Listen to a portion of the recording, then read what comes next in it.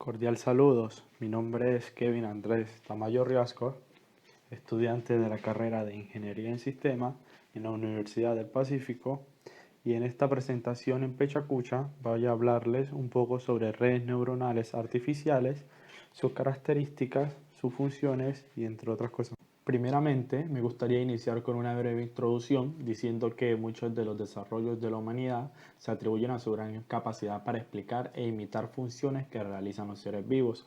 Por ejemplo, podemos mencionar el radar, que es una de las simulaciones de la forma en que los murciélagos pueden detectar objetos en su camino sin tener que mirarlos.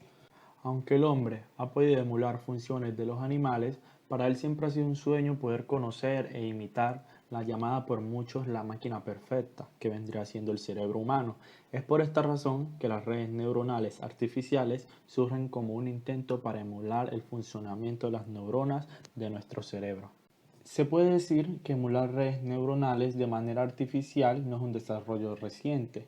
Se hicieron algunos intentos antes del avenimiento de los computadores, pero su verdadero desarrollo tuvo lugar cuando las simulaciones por computador fueron factibles por su capacidad de procesamiento y bajo costo. Luego de un periodo inicial de entusiasmo, las redes neuronales cayeron en un periodo de frustración, desprestigio.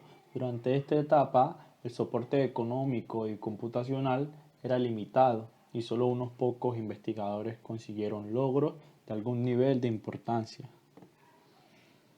Entre las características entre un computador secuencial y un sistema biológico neuronal tenemos la unidad de procesamiento, que nos dice que en el computador es más compleja, tiene mayor velocidad y una sola unidad.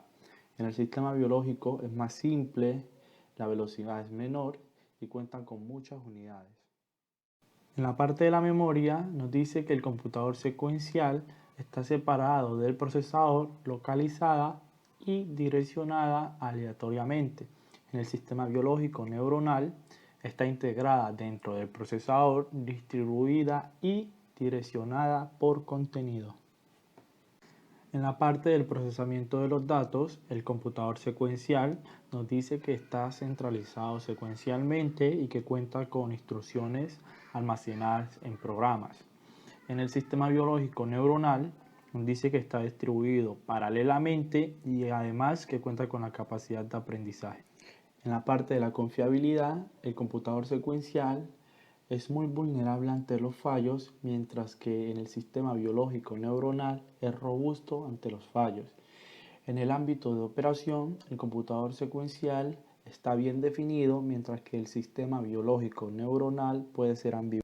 Estructuras de una red neuronal. Las entradas son ese conjunto de neuronas que reciben la información directamente desde la red.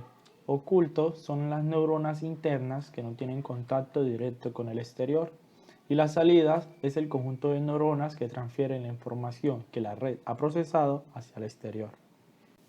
Redes monocapa. Observamos dos niveles de neuronas. La primera asociada al vector de entrada, pero no hay ningún tipo de procesamiento entre estos dos datos. Por esta razón, no se considera formalmente como una capa, únicamente sirve de interfaz entre los datos de la entrada y la siguiente capa de neuronas. Redes multicapa. Las redes multicapas están formadas por varias capas de neuronas. Las capas están ordenadas por el orden en que reciben las señales de entrada. Cuando las neuronas de una capa reciben señales de otra y envían señales de salida a una capa posterior, estamos ante una red feed-forward. El aprendizaje supervisado es donde el proceso es controlado por un agente externo. En este modo de aprendizaje se muestran los patrones a la red y la salida deseada para esos patrones, y además se usa una fórmula matemática de minimización de errores que ajusta los pesos para dar la salida más cercana posible a la salida deseada. Aprendizaje no supervisado. El vector de datos describe el problema directamente a la red. Además de ello, ya no es necesario un supervisor, ya que no necesita que le mostremos los patrones objetivos para la salida, porque cuenta con un algoritmo o regla de modificación de patrones de red consistente. La primera red neuronal artificial fue inventada en el año 1958 por el psicólogo Frank Rosenblatt, llamada perceptron, y que intentaba modular cómo el cerebro humano procesaba los datos visuales y aprendía a cómo reconocer los objetos. El perceptrón es una red monocapa, pues la capa de entrada, al no realizar procesamiento alguno sobre la señal de estímulo, no se tiene en cuenta y por tanto, esta red posee solo una capa de procesamiento, que esa capa es la misma que utiliza de salida.